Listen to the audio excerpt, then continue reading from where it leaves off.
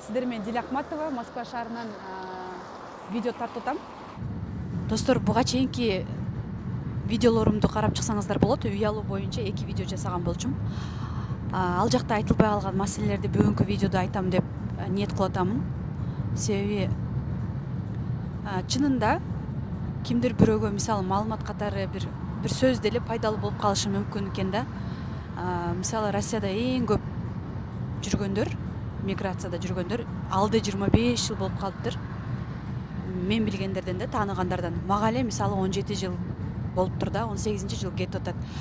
Бул деген биз жашообуздун жарымы эле өттү. Демек, бул жакта сөз түрдө жашоо маселеси, үй маселеси жаралат.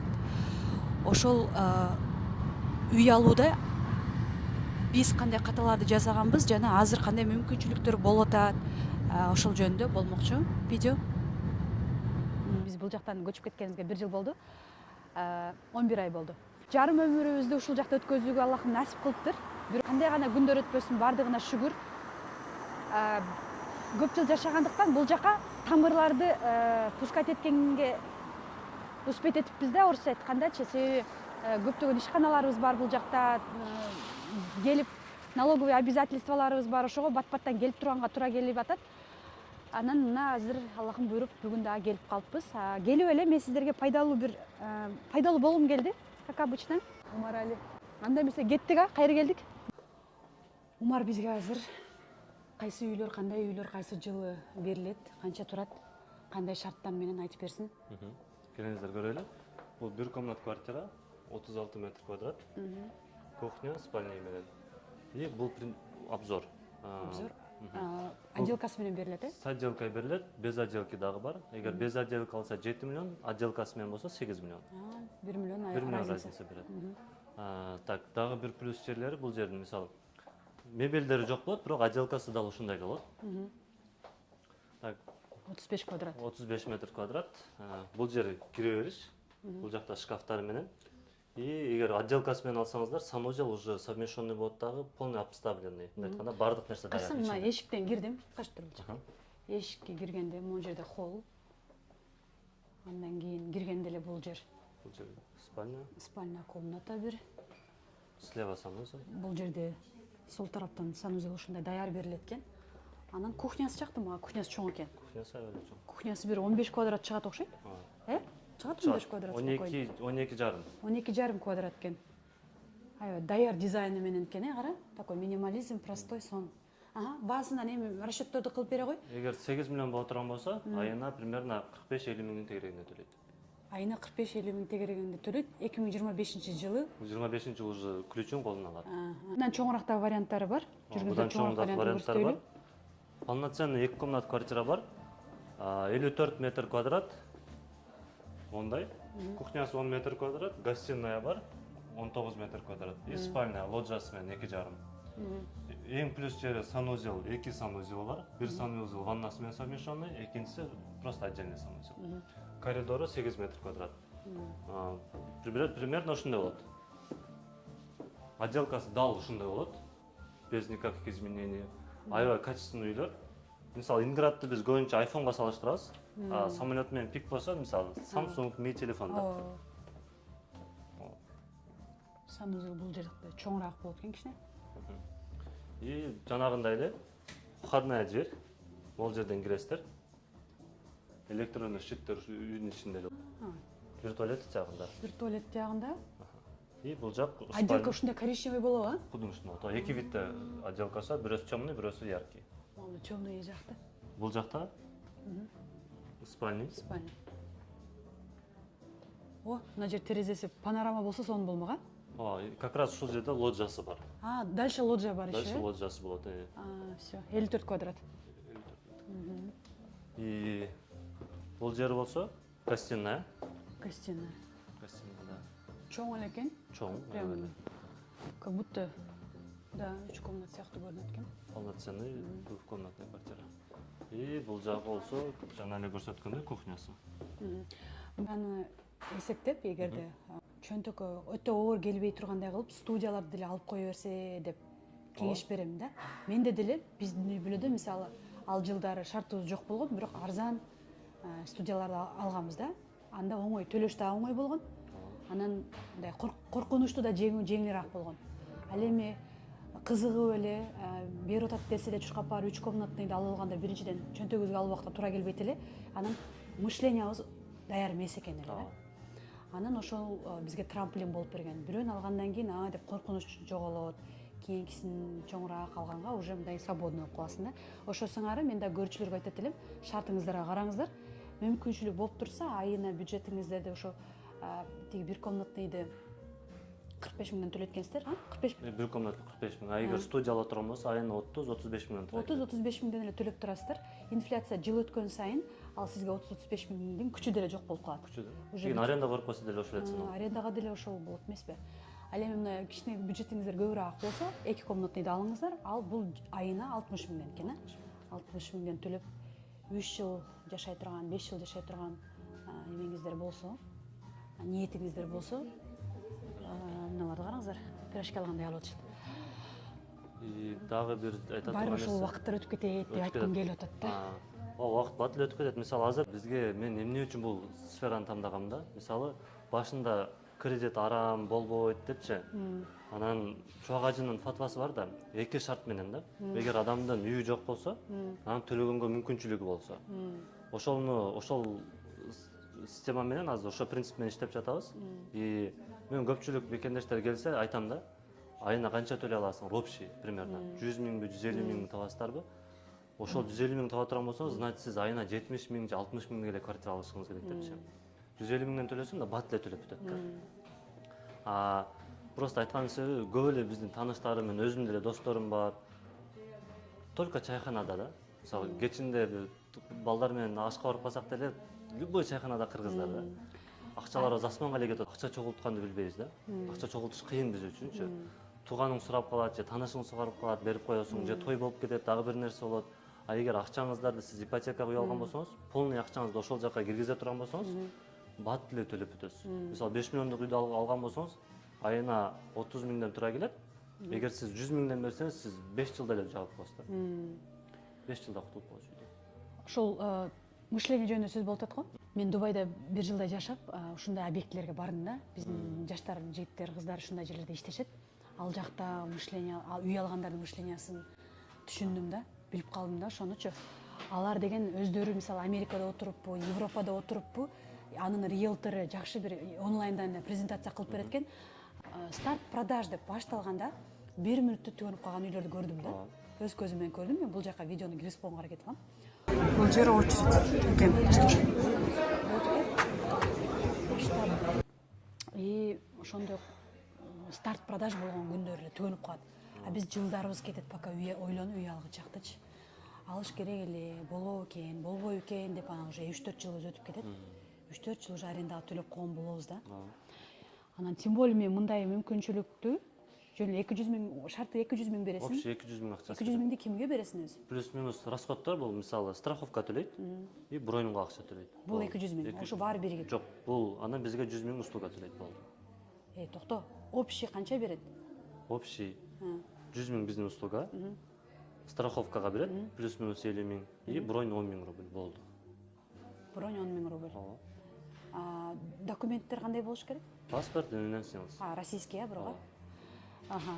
Мен Умарга мынау студияга мен өзүм бюджетимди расчет кылып, бир немемден эмесинен ушу бир 60 миңдей түшөт, ошону ушул жака влашт этейин деп атам. Ушуну мага жазап берди. Одобренияны понедельник күтөбүз. Эгерде понедельник келип калса, дальнейший процесс кандай болот? Дальнейший процесс уже биз үйгө броньго 10 миң рубль беребиз дагы. И банкка полный документтер жөнөтөбүз. Банкка полный документтер жөнөткөндөн кийин примерно 2-3 күндүн ичинде банк полный текшерип туруп, анан бизге жооп айтат. Кайсы күнү сделка белгилейсиңер деп. Барып, сделкага чейин биз биринчи эмесинде счетунда турган болот. Үй качан курулуп бүтүп, андан кийин үй курулуп бүткөндөн кийин ключун колуңузга алганыңыздан кийин сиздин акча турган счет застройщикке которулат. Ошо эскроу счетту ачабыз дагы. Андан кийин биздин офисте эле 1-2 сааттын ичинде сделканы өткөзөбүз. Менин колумда канча акча болуш керек, чтобы мен бюджетимди эсептегенде? Общий 200 миң акча. Общий 200 миң болуш керек. Сенин кызматың канча? 100 миң. 100 миң буларга кетет, 100 миң сага кетет. Ооба. Эми 100 000 эмес, плюс-минус 100 000 айтам да. 70 000 кетип калышы мүмкүн, 60 000 кетип калышы мүмкүн. Сен чисто услугаңа 100 000 аласың. 100 000 аласың. Эмне кылганың үчүн аласың ошондо? Биз үйдү издеп таап, документтерин сиздерге одобрение алганыбыз үчүн сопровождать этип. Үйдү азыр биз ютубка киргизсек баары эле табылат да. Ооба. Бирок эми мисалы определенный мындай айтканда өзүнүн процесстери бар да. Ошол процесстерин мисалы без первоначальный взнос алыш керек. Ошол Без жерлер. первоначальный взнос сен алып бере аласыңбы? Көчөдөн эле монтип келип ала албайбы? Жок, бунтуп келип алса болот, просто определенный условиялар бар да. Ал нерсени мындай банкка жеткирбешке аракет кылыш керек. Эгер мисалы үйдү алып атканда адам өзү барып туруп мен без первоначальный взнос алам дей турган болсо, банк ошол жерде отказ кылып коет. Өзүнүн бир мындай ходтору бар экен Ходтору бар да. Ушул нерселерди застройщик первоначальный взносту өздөрү берип атпайбы? Ошого окшогон нюанстар бар. Ошонун кененирээк документацияларын туура толтуруп алып барыш керек да. Кыскасы кагаз иштери экен да, туура эле менети да бар. Ал менеттен сырткары биз риэлторлордун несі жагат. Биз кайсы жерде болуп ойлойм, мисалы Дубайдагы, Москвадагы риэлторлор үйүң төлөнүп атканына мисалы 2-3 жыл өтүп кетсе деле, 5 жыл өтүп кетсе деле дайыма связьда аларчы. Дайыма связьда, мындай болуп атат, мындай болуптур деп бүт кабарларды айтып турушат. Ошондойсуңар да, ошон үчүн деле бесплатный консультация на все годы дегендей да. Ал нерсе бизде бар негизи. Биз мисалы мындай буюрса 30 жыл, 50 жыл, 100 жыл мындай существовать этип турган компаниялардын катарына киребиз деген ойлорубуз бар иншалла. Ошол себептен бизге клиент акча төлөп услугабызды колдонду, болду. Уже повседневно качан ипотеканы төлөп бүтүп башка үйдү сатканга чейин ага биз жардам беребиз да. Өзү негизи ошондой эле экен. Мен деле аны опыттын негизинде түшүндүм. Мен ар нерсе страх боло берчү эле. Бул үйдү алып берип калып качып кетсе мен каяктан табам деген страх, баягы эле кыргыздын эмеси да, мышлениясы да. Андан дагы бир жаңылык нерсе, эгер бизден үй ала турган болсоңуздар, буюрса декабрга чейин бизден канча адам үй ала турган болсо, биз конкурс уюштурайлы деп атабыз и умур ойнотобуз буюрса. Биздин магазиндердин ходторун алдыңарбы? Бизден соода кылгандар, биздин Динде магазинден соода кылгандар, азыр айтып койчу. Соода кылгандар, 5 000 соода кылгандар данныйын таштай берет. Жылдын аягында умрага жөнөттүк, Дубайга жөнөттүк, Стамбулга жөнөттүк. Шу достор, баягы адам ойлонгучакты тобокел тоону ашат дегендей, ойчул ойлонгуча мүмкүнчүлүгүңүздөр болсо алып коюңуздар деп кеңеш берем. Ушул район жөнүндө кеп болуп атат достор. Жакынкы убакытта бериле турган корпус бул 38. Почти уже быйыл негизи бул 24. Бул уже калба да? Аз эле бир 20-30 эле квартира калды. Анын баалары айырмаланабы булардан? 25 менен бүтө турган менен бунун айырмасы бул без отделки берилет, бирок баасы дал ошондой эле. Дал ошондой эле. Без отделки. Мындай айтканда бирок 25 бүтө турган үйлөр с отделкой, бирок баасы деле кудум ушундай да. Бирок квадратурасы деле ошондойбу? Квадратурасы деле. Анда ушул жакшы да, отделканы нары бери жасай коет да. Нары бери жасай коет, ооба. Анда айтып берчи ушул жөнүндө. Бул объектте үйлөр өтө аз калган. Мындай айтканда уже 1-2 жуманын ичинде сделкага чыгышыбыз керек да. Анын үчүн уже мага понедельник, вторник документтерин алып келип, сразу тамдап, сразу сделкага чыгышыбыз керек. Эгер быйыл ала турган болсок. Быйыл уже берилди да? Уже берилет жакында. Эми берилет. Эксплуатацияга берилет. Негизи аз барып жанынан көрсөк дагы болот да. Ооба. Негизи бул план боюнча 24 биринчи квартал бүтүш керек. Бирок булар дайыма эртерээк бүтүрүшөт. Мисалы, могул объекттер турат го. Ушунун баардыгын бүтүргөн. Эми көп застройщиктерде өзүңүздөр деле билесиздер, PX самолеттордо үй бүткөндөн кийин дагы сатылып элек объекттер бар да. Бул жерде андай объекттер жок. Бул жерде үйлөрдүн баардыгы бүткөн и сатылып дагы. Биз кайсы жерде турабыз? Биз азыр так могул жерде турабыз. Жок. Жана көрсөтүп атам, мына гимназиянын жанында. Гимназияда турабыз. Мына жерде турат экенбиз, гимназиянын жанында. Могул жерде паркинг бар и лингвистикая гимназия. Эми бул застройщик бул жерде. Мына жер бүтүп аткан жерди азыр көрүп келсек болот экен да? Болот, ооба. Азыр примерно айтып берейин, бул жерде 2 школа бар, мектеп, 2 мектеп бар и 5 детский садик бар.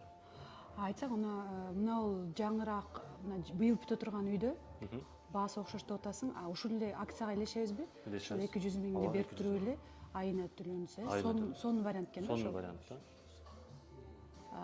Сиздерге деле, если биз кыргыздар жакшы көрөбүз да, сразу болуп, сразу кирип кетсек да, 3-4 жылды күтө албайбыз го. Сразу болуп кетсек десең. Мен деле силердейм. Я хочу сейчас прям. Давай здесь сейчас, давай ошону көрөбүз. Всё хорошо. И спортивный центрлер да бар. Эми бул жердин эң чоң преимуществосу эмне? Инфраструктура аябай развит экен. Развитый, анан мындай город в городе деп койсок болот да. Мына кара, лингвистическая гимназия дейт. И там тоже одна школа. Мына мектеп, именно тилге басым жасалган мектеп экен. Мындай Зор экен. лес, зеленый район полностью. Там обычно биз шашлыкка чыкканды жакшы көрөбүз. Вот то место, да. И дагы бир айта турган нерсем, бул жерде буюрса 27-30 жылдары жаңы метро дагы түшөт. И буюрса 2030-дары уже Москванын территориясына кирет. Уже прописка Москва болуп калат да буюрса. По генплан ошондой да? Генплан ошондой. Илгеричи ошо 4-5 жыл мурда, жок, ошол 4 жыл, 10 жыл вперёдка тем более ишенбейт элек, сказка көрүнөт эле. А мына 3-4 жыл кийинкини айтса, ага чейин качан депчи. Генплан уже бул деген вперед канча жылдарга вперед жасалат экен да. Если генплан боюнча метро болсо, башка болсо, дароо вложение жасаш керек экен да. Это уже мышление инвестора да. Ошол себептен да бул жердеги үйлөр, мисалы будан тышкары Миловидное, Домодедово жакта дагы объект бар да бунукучу. Ал жерден үйлөрдүн ценасы 1 миллионго разница берет да. Бирок эки жагы тең мындай бирдей эле жер, МКАДка жакын жерлер. Бирок просто бул жак эртең Москва болот. Мисалы Новая Москва эч ким билбейт эле да Москва болушунчу. Ишенбейт элек, мага айтышат эле. Ооба, көпчүлүк ишенбейт. Буквально 4 жыл, 5 жыл мурда эле айтышат эле магачы. Анан магачы алыс жак деп анча ишенбейт элем, кирбейт деп ойлочу элем да. Приблизительно 2030-дары мындай жок дегенде үйдүн баасы 50%ке кымбаттайт да. Жок дегенде. Жок дегенде. Это биздин средний анализ боюнча. Бирок единственный ушул бир минусу Кыргызстан жарандары ала албайт экен. Кыргызстан жаран алса болот, официалдуу түрдө иштесе. Алардын документин отдельно башка бир суммага чейсиңар да. Бирок анан процентный ставкасы кымбат болуп калат да. 12. Баса биздики канча болот? Эгер Россия жараны болсо, 2 баласы 18ге чыга элек болсо, же 1 баласы 2018ден кийин төрөлгөн болсо, анда 6%. А эгер жөн эле Россия жараны болсо, анда 8% алса болот. Азыр меники илешип калса 6% илешет. 6% илешет. Если меники многодетный, да, 2 балам 18-ге чыкса үчөөсү. Ооба, сиздики дагы илешет 6%. 6%. Ооба.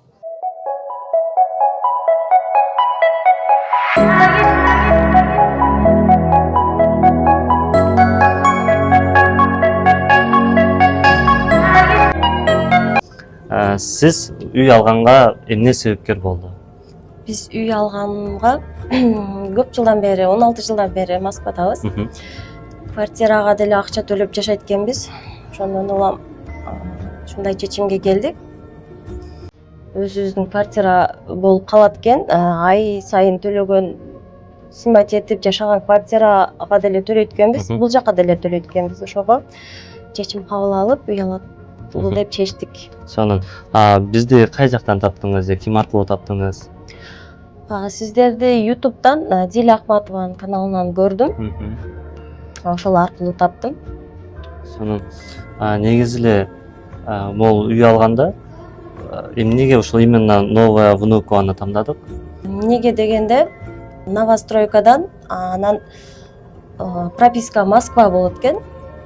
Анан почти бүтүп калган үй 30 июньга чейин ключун ала турган.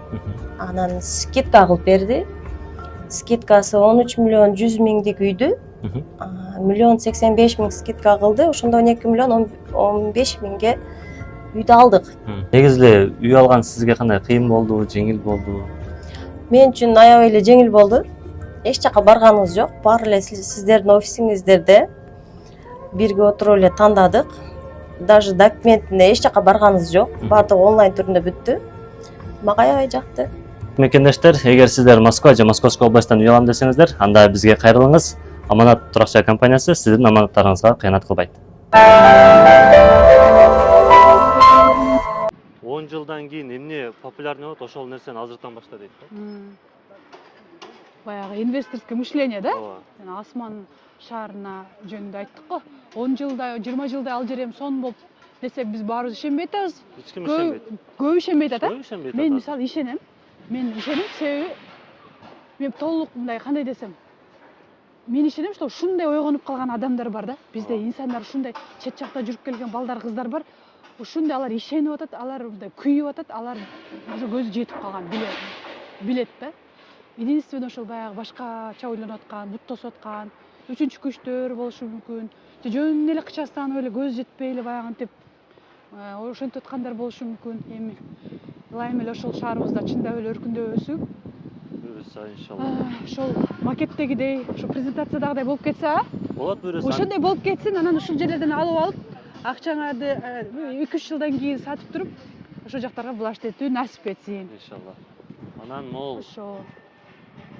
кандай десем, бул асман шаары деп атпайбызбы? Мисалы бир 10 жыл мурда эгер ушул башталганда менде деле сомнение болмок да. Бирок азыр ал нерсе жок. Анткени биздин элдин ой жүгүртүүсү дагы, Басыр. мамлекеттин ой жүгүртүүсү дагы мындай өзгөрдү да. Ооба. Аябай чоң жакка өзгөрдү. Ошо да. Мисалы обычный эле Себат лицейди алайлы. Мурда кандай болчу? Азыр ошол жерде окуп бүткөн адамдар кайсыл жерлерде иштеп атат да. Ооба. А Себат лицейде эле бизге башында келгенде аябай кымбат болчу, көпчүлүк. Мисалы мен ошол жерде окуганды каалайт элем өзүм. Мен даже эмесинен өткөнмүн, экзамендерден өтүп окуйн дегенде, мен 60% скидка менен өткөнмүн, ошондо деле бирок ата-энем макул болгон эмес да. Ишенген эмес да. Ал жер кымбат депчи. Ошол эми азыр жылдар өттү, бай 50 жылда эл жаңырат деген түшүнүк бар да. Туурабы? Мисалы мен өзү авиационныйды бүткөнмүн, анан авиационныйда окуп, уже авиационныйга ишке кире турган ойлорум бар эле да. Бирок пара сураган себебинен кире албадым да. Анан аябай жаман көрүп жүрдүм, бирок наоборот аз сүйүнөм да, жакшы ишке кирбеппин депчи. Азыр айлыкта жүрмөксүн жөн эле ал Айлыкта жакта. жүрмөкмүн да. Азыр өзүңчө үйлөрдү сатып, Ооба. карачы кандай гана адамдар менен сүйлөшөсүң. Үй алып берүү деген сен жумушуң сонун экен да, баса сен бирөөлөрдү үйрөтөсүң, Ооба. Командаңды үйрөтүп, азыркы балдар мына жигит кайсынысы, наркы жигит сенин командаңдагы бала го. Ооба. Тура айтып бер ошолор жөнүндө. Риэлторский курстарда мисалы азыр балдарды өзүбүздө 50ден ашык баланы үйрөттүк. Буюрса. Командаңда канча бала болуп калды уже? Азыркы учурда 15 балабыз. Мисалы биз көпчүлүгүн үйрөтүп, мындай свободный плаванияга кое беребиз да. Өздөрү акча иштеп тапсын, өздөрү клиентский базасы менен. Ушундай фишкаларды үйрөтөсүң, жана кагаз-магаздарын, немелерин, Риэлторский жумуш мындай да. Молдон биринчи бүтүш керек эле, бул 2024 бүтүш керек эле. Бирок строительство аябай бат болгон себебинен могул үйлөр экөө бирдей бүтүп атат. Буюрса уже 24 эксплуатацияга берилет да булар. 23 даже берилип калышы мүмкүн. Бирок бул үйлөрдүн бир жери без отделки берилет. Без отделки берилет, ооба. Бирок ошол эле баада болуп атпайбы? Ошол эле Жадагы 25 бүтө турган баада болуп атат да. Жакшы эле. Ким отделкага үчүн, ким үчүн өтө проблема эмес болсо, буну ала берсе болот. Теманы бүтүрө коелу, курсту жөнүндө айтып берип аткансың, ошону бүтүр. Курс боюнча биз мекендештерибизди, өзүбүздүн балдарды эмне бул риэлтор ким иштей алат, риэлтордачы. Адам менен мамиле кыла алса, биринчи очередь. Сүйлөшө алса. Экинчиси мындай көп ушу сферада иштеген, кандай десем да, общественный сфераларда, мисалы официант болуп, же ресторандарда, же содада иштеген болсо, документация иш бул жеңил эле жери да. Өтө деле кыйын эмес документация ишичи. Мисалы бизде юристтер бар, мындай уже архивди текшериш керек болсо, анда юристтер текшерип берет. Бирок адам менен мамиле кылып, адамга жардам берген, билген адам болсо анда оңой эле үйрөнүп алат. кетет. Кыздар деле, балдар деле. Кыздар деле, балдар деле. Канча жаштан жогору болуш керек? Жашы 18ден жогору болуш керек. 18ден жогору болуш керек. Мисалы мурда өткөндө бир курс өткөздүм го, 4 баланы үйрөттүк, буюрса. 2 кыз, 2 жигитте. Бир жигит буюрса 4 күндө үйрөнүп кетти. Риэлтордун жумушу деле ошол. Сиздин убактыңызды үнөмдөп, сиздин кыла турган иштердин баардыгын биз кылабыз, биз ошолго үчүн акча алабыз да. Зато сиз өзүңүздүн жумушуңузда көбүрөөк акча табасыз, нежели бизге акча кетиргенден кара. Негизги түп максаты кандай? Биз ошондой клиентский база кылсак, буюрса 2030га чейин өзүбүз строительный компания ачабыз да. Өзүбүз куруп баштасак болот десең, иншалла. Эң эле көйгөйлүү маселе бул мындай сразу да. Жана эле айтып кетип атып. Что хочешь кушать? Эң эле көйгөйлүү маселе сразу үйгө кирип жашасам, сразу алсам депчи. Жок, мисалы да лучше 1-2 жыл күтүп, арзаныраак үйдү алып, тезирээк кутулган жакшы, нежели сразу кирип жашагандан көрөчү. Мисалы азыр готовый үйдү ала турган болсо, 12% менен алат. Буну мындай эле цифра катары эсептеп берейин. Мисалы 10 миллиондук үйдү ала турган болсоңуз азыр 12% менен аласыз, айына 100 миңден төлөйсүз. Эгер сиз новостройкадан үй ала турган болсоңуз, 10 эле миллионго сиз 6% менен айына 60 миңден төлөйсүз. 40 миң разница. 40 миң разница. Эми мынандай эсептейли. Сиз 12% менен алганда 10 миллион 100 миңден 30 жыл төлөйсүз. А эгер сиз ошол эле 100 миңди 6% менен ала турган болсоңуз 12 жылда жаап бүтөсүз да. Бул деген уже баягы финансовая грамотность да? Ооба. Бул уже эсептеп баягы эле тема инвесторское мышление. Алар көрсө ошол нерсесин эсептеп туруп заранее алып коет экен да. Ооба. А бизге эмне азыр кирсек болду, Ооба да. Анан кийин дагы бир жери, мисалы мен ар бир келген мекендешке ошол нерсени айтам. Мисалы кече эле бир мекендешибиз келди. А мен айттым дагы, ушинтип эсептеп берсем, ал уже вторичка алганга желаниясы жок да. Анткени мен айттым да, байке дедим, сиз 100 миңден 30 жыл төлөгөнүңүз жакшыбы же 11 жыл төлөгөнүңүз жакшыбы депчи. Десем 11 жыл дейт. Анда бир аз күтүп коесуз, зато үйдү аласыз да. Десем, туура ошол жак жакшы экен деп, азыр уже РФ паспорт тааныштарын издеп жүрөт да, туугандарынчы. Башка нерсеге таянабыз. Мисалы, көпчүлүк Москванын ичинен алгысы келет. Эмнеге? Квартирант киргизем депчи. Метрого жакын болсо квартиранттарым көп болот депчи. Жок, эми. Бул уже баягы эле эски ой деген да. Биздин менин убагымдагы ой болуп калат да, ошондо мигрантский ой болуп. Андан көрөп өзүңүз эле семьяңыз менен четирээк болсо деле жашасаңыз жакшы эмеспи? Зато өзүңүз жашайсыз. Чисто өзүңүздүн семьяңыз менен. Мен аны түшүнөм. Мен биздин той салон Ливлинская 17 корпус 3тө да. Анан биз ошону алганда квартира алабыз деп, анан эмеден бир линиядан Некрасовкадан үй чыгат. Бир эле линия го. Ооба. Жок, мен ушул районда болуш керек деп туруп анан Кузьминкиден алганбыз да. Жок, ушул эле жерде болуш керек дейбиз го. Ооба. А эгерде биз Некрасовкадан алганда, кичине күтүп турса, алыс эмес экенин билсек, түшүнсөк, квадратурасында намного больше болмок, арзан болмок эле ал убакытта. Ал убакта аябай алыс көрүнгөн, анан мындай мышление ошондой болгон, кыскасы ошондой. Ошону сиздер кылбаңыздар деген эле ойду айтып атам, достор. Караңыздарчы, мына райондун ушул домдор бүтүп калса, мына жерде сонун площадка. Мисалы, Сайдмурат Давлатов дагы айтканда, эгер үй алсаң, центрден эмес деген да, центрден эмес. Шаар кайсыл жака карап өнүгүп атат, кайсы жака карап өсүп атат. Ошол жактан алгыла депчи. 10 жыл күтөсүз. Уже опыт бар адам айтып атпайбы ошондой эле да. 10 жыл убакыт өтөт, бирок үйүңүзгө сиз 100% кэшбэк утасыз да. Мисалы, 10 миллионго алган үйүңүздү кийин ошол суммага спокойно сатасыз да. 20 миллион, жок дегенде 15 миллионго сатасыз да. Бул эми эконом комфорт класста. Комфорт класста үйлөр, а бааны кандай үйлөрдү да сатасыңар? Мен көбүнчө премиум бизнес класстагы үйлөрдү сатканга аракет кылам. Анткени ал жактагы үйлөрдү, ал жактагы эмелер мындай аябай полный комфорт да, сонун, мындай. Биздикилер көбүнчө ошол жактан эле алсын дейм да. Мисалы, могул Дордойдо иштеген байкелер бар. Ошолорго үй алып бердим. Печатникиден. 67 этаж үйдүн 47 этаждан алып бердим да. Азыр алып уже 4 жылда төлөп бүтөйүн деп калды. Эгер акча мүмкүнчүлүк боло турган болсо, премиум бизнес класстагы үйлөргө жетери жок, конечно. Аларды мындай айтканда, азыр 10 миллионго ала турган болсоңуз, бул үйдү кийин 12 миллионго сатсаңыз, ал үйдү 20 миллионго аласыз, бирок кийин 25-30 миллионго сатасыз да.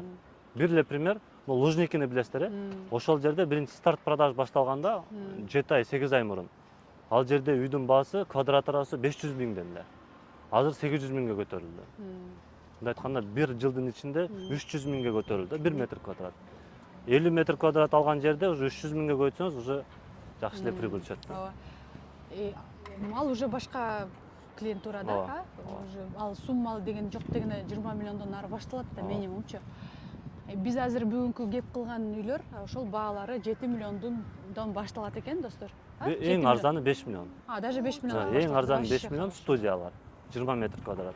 Эң жогоркулар 65-70 метр квадраттар, ал уже 12-13 миллиондук үйлөр.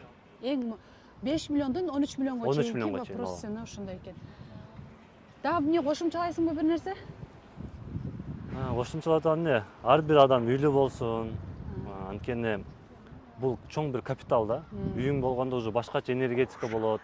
Адамда башкача ощущение болот. Баары өзүңдүкү да, үйчү. Ремонт кылсаң дагы өзүңдүкү. Зато капитал болот. Эртең вдруг бир нерсе болуп Кыргызстанга кетиш керек болсо деле, 1 миллион назатка кетсеңиз деле сатасыз да. Зато 4 миллион, 5 миллион акча менен кетесиз. А биздин канчалаган мекендештер 10 жылдан бери, 20 жылдан бери жүрүп, 3 миллион, 4 миллион акча чогулта албай жүргөндөр да аябай көп да. Немечи азыркы ситуация влиять этип атабы үй алгандарга? Жок. Алга карабайт деген Карабайт. эч ким. А орустар өздөрүчү? Орустар өздөрүнө деле влиять этпейт. Влиять этпей эле турабы? Аябай. Анткени азыр деле кирип көрдүк го. Ооба. Адамдар канча келип алып атат. Ооба. Ооба, мурдагыда дагы барып кабар алып кеткен болчумун, офисиңерди көрүп кеткем. Биздин дин өкүлчүлүгү устаз Сүйүн Тамланын жанында офисиңер иштеп атышабы? Ооба, алар деле. Ой. Ошол Ошол боюнча дагы айтып коеюн. Эртең күндө саат 6-дан 9-га чейин эркектерге сабак болот. А аялдар болсо суббота, воскресенье саат 10-дон 3-кө чейин сабак болот биздин өкүлчүлүктө. Андан эми ал жерде дагы бир плюс жери, буюрса ал жака да көбүрөөк вложение кылып атабыз биз. И мындай умрага билеттер, Куран жарыштар, кече жакында баягы илимден жарыш болду. Биздин агайлар Египетте 10 жылдан бери окуган агайлар да. Сабакка кирсеңиз башка нерсени унутуп коесуз да. Ошол менин призим деле все в силе, знаете, да? Всё хорошо, Мен да. приз кылганмын биздин үй бүлөбүздүн атыбыздан. Ошол өкүлчүлүктө окуп, илим алып, Куран курс, Куран жарыштарда катышып, утуп алган инсандарга биздин үй бүлөнүн атынан умра белекке берилмек. Былтыр айтып кеткен элем ноябрда болчу. Азыр ошол жыйынтык чыкса, все в силе. Буюрса декабрларда. Биздин офис Большая Пионерская, дом 20, метро Павелецкаядан 5 мүнөт пешком келсеңиздер болот. Эгер мына астыдагы номерлерге жазсаңыздар, кантип келгенин видеосун дагы сиздерге жөнөтүп коебуз. Блог баштадым мен дагы. Бир аз активный баштабасаң болбойт. Пайдалуу маалыматтар чыгып турат. Кантип алыш керек, кандай документтер керек. Ошого нерселерге буюрса акырын-акырындан жооп берип, видео тартып киргизебиз иншалла. Именно ушу Инградтан үй ала турган болсо, сиздин катталуучуларыңыздарга ушу акция менен услуганы 100 000 эмес 50 000 кылып беребиз. 50% скидка кылып койсуңбу? Азыр жүрөктөн чечим чыкты. Охо, көрдүңөр биздин көрүүчүлөргө дал услуга мисалы 100 000 болсо 50% скидка кылып салды. Ошондо сен кызматыңды 100% алып атсаң, 50% бер дейт экенсиң. Именно менден көрүп келгендерге, Аллах ыраазы болсун, сонун болду. Эми мынтип эле турган болсоң, тарта берем мен, тарта берем, да эмнени тартайын деп. Негизи Москвада ишеним биринчи орунда экен да. Аябай көп адам алданды. Эми Дилеже бизге мындай көп нерселерди, мисалы мен өзүмө деле көп нерсени үйрөттү. Чык, айт, депчи. Ошого Дилежеге чоң рахмат. Аябай көп адамдардын ишеничине кирип, көп адамды, көп көйгөйлөрдү көтөрөт да. Мен деле кээде окуп, аябай жагат мага блогтору. Ошол себептен мен Дилеже менен иштешкенде чечим чыгарганмын. Дилежеге дагы Алла ыраазы болсун. Сиздин коллективиңизге дагы Алла ыраазы болсун. Мисалы сизден келген адамдар мындай 100% ишенет да. Менин аудиториям вообще башкача да, өзү. 100% ишенет. Роднойлор. Мындай эме дебейт да. Болобу, болбойбу деп Ашыкча суроо бербейт. Ашыкча суроо бербейт. Мисалы Айка деген эже алды. Мен сени Дилеже менен көргөм болду дептү. Келип эле акчаны таштады. Договор дагы түзбөй элечи мындай. Сага ишенем деп элечи. Өтө аз түзүп атса да. Бир нерсе болсо бизге келет да. Ошон үчүн уверенно болду да.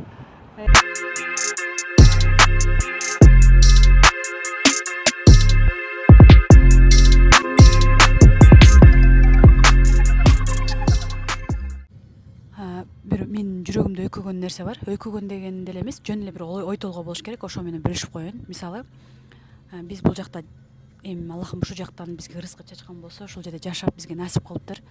Көчүп кеткени көчүп кеттик, калганыбыз калып атабыз, жашап атабыз. Кимдир бирлөр кайрадан келип атат жаңы үмүттөр менен. Бирок кандай гана болгон учурда да бизди 2 жолу көрүп турам да, 2 жолу көрүндү да мага. Бул биринчиси,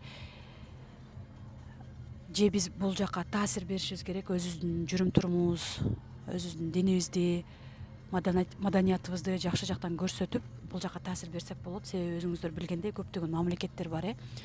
Ошол эле Мальдиви, Малайзия сыяктуу өнүккөн өлкөлөрдө дин кантип тараган. Мусулмандар барып өзүнүн мыкты жактарын көрсөтүп олтуруп, ал жак дин тараган, мусулман өлкөсү болгон. Ошол сыяктуу шансыбыз бар деп ойлойм да. Андай кылбасак биз кысым көрө беришибиз мүмкүн көп жылга чейин, потому что 17 жыл жашаган жанагы карт мигрант катары айта аламын. Кандай гана күндөр баштан өтпөдү, кандай гана эмне деген гана жерлерде жашабадык, кандай гана кемсинтүүлөрдү баштан өткөздүк. Мисалы 17 жыл мурда дегенде мындай карасаң, оңой болгону менен эмне деген тарых калды, эмне деген артта мындай кыйын күндөр калды да. ал узак сөз. Эң эле баягы эсимден кетпеген нерселери бул ошол бир эле аварийный үйлөрдө мисалы көчөйүн деп уже болду, мамлекет аны жараксызга чыгарып запечать этип койгон үйлөрдө 500-600 кыргыз жашайт элек да. Ким эстесе ошол убакыттагы жашагандарга салам. Тверская, Пушкинская баягы центр жактагы үйлөр. Ошол жактарда коркпой жашап, көчүп кетсек эмне болот эле, канчалаган кырсыктар болгон ал жакта, пожарлар болгон. Мына ушундай нерселерге, тобокелдерге салып коркпой жашаганбыз. Бул билбегендиктен деп ойлойм. Бардык эле нерсе билбегенден болот. Бир нерсенин жолун билип алсак, оңой болуп калат да, деп көзү жетип калат эле. Мына ошентип кысым болбош үчүн, ошондой кыйналбаш үчүн менимче жакшы жагыбыз менен таасир беришибиз керек. Күндө күнгө өзүбүз, булар деле бизге окшогон эле адамдар. Биз мындай бир орус менен бир кыргызды коюп койсоң, кимиси мыкты. Албетте адам катары өнүккөн, өскөн адам мыкты го. Эч кандай кемсинтүүгө жол берилбесе экен деген ой. Ал эми экинчиси, биз коркунучу бул идентичностьибизди жоготушубуз мүмкүн. Эгерде андай жол менен баспасак, анда биз идентичностьти жоготобуз. Тилибизди жоготобуз, ошол эле маданиятыбыз, көптөгөн салттарыбыз жоголуп кетет. Ансыз деле жоголуп кетти деп айта аламын. Өзүмдүн деле чоң катам. Мен 3 балам тең кыргызча сүйлөбөй бул жерде чоңойду. Буну мен эми түшүнүп атам да, эми түшүнүп, идентичностьибизди жоготуп баруу коркунучунда турганыбызды байкап калып, аябай мындай өзүмдү жаман сезип жүргөн мезгилим. Ошондой болбош үчүн биз бул жакка таасир беришибиз керек. Достор, видеонун аягында ар бириңиздерге ыраазычылык билдирем. Мага арткан ишенимиңиздер мен үчүн өтө баалуу. Кээде ушундай жакшы иштерге себепчи болуп калсам сүйүнүп калам. Дагы улантып, жакшы видеолорду тарткым келип калат. Умар энебиз дагы сиздердин кызматта туугандарындай, ата-энесиндей тосуп алып, офисине алып барып, чайын берип, консультацияны бекер берип узатат. Уялбай келип, бул номерлерге байланышып, катталып алыңыздар. Дагы бир кошумчалай турган нерсе, достор, Россияда мен 17 жыл жашап, кыйналбаган кыргызды кезиктирбедим го, бирок кыйналдым деп эле баарын алып айта бербейт. Бир күн келет, балким ал күндөр келгендир. Байкасаңыздар, жашоо жеңилдеп, максаттарга батыраак жетүүгө шанстар көбөйүп калды. Кыймылдасак эле, ысыраптан алыс болуп, өнөр үйрөнүп, өнүккөнгө, өскөнгө умтулсак, жакшы чөйрөгө кошулсак, Россия деле бизге тар болуп, мекенге кайткыбыз келип калган учур келет экен да. Ал жакта деле аракетибизди улантып, баары жакшы болот деген ойлор келе баштайт, үмүттөр келе баштайт. Ал күндөр сөзсүз келет, мен ишенем. Сиз дагы сөзсүз ишениңиз. Моңдай тери менен иштеп ырыскы терип жүргөн мекендештердин көпчүлүгүбүз тагдырыбыз бирдей, ой максаттарыбыз окшош. Ошого мындай көп болушам, тарапташ боло берем. Башка өлкөдө же Кыргызстанда отуруп алып эле Россиядагылардын көңүлүн оорутуп, комментарийлерде жаман сөздөрдү жазбаңыздар деп суранат элем. Үйгө алып эмне кыласыңар, ал жакта силер мындайсыңар, андайсыңар деп сындамай жок. Себеби жакшы сөз бекер эле го. Кантип эле биз да өзүбүздүн мекенибизде жашагыбыз келбесин. Балким ошол алган үйлөрүн сатып, тажрыйбасы менен, акчасы менен барып, мекенибизге инвестиция кылып, өнүгүп өсүшүнө салым кошот турбуз. Андыктан достор, жакшы тилек жарым ырыс дегендей, бул видео балким тарых болуп калат. Биздин канча жылдар өткөндөн кийин дагы ушундай болгон экен, ушинтип кыргыздар ушундай тагдырларды, ушундай күндөрдү өткөзгөн экен деген балким видео болуп калаттыр. Жакшы сөздөрүңүздөр жалко болбосо жазыңыздар. Эмкиде көрүшкөнчө, мен сиздер менен Дил Ахматова болдум.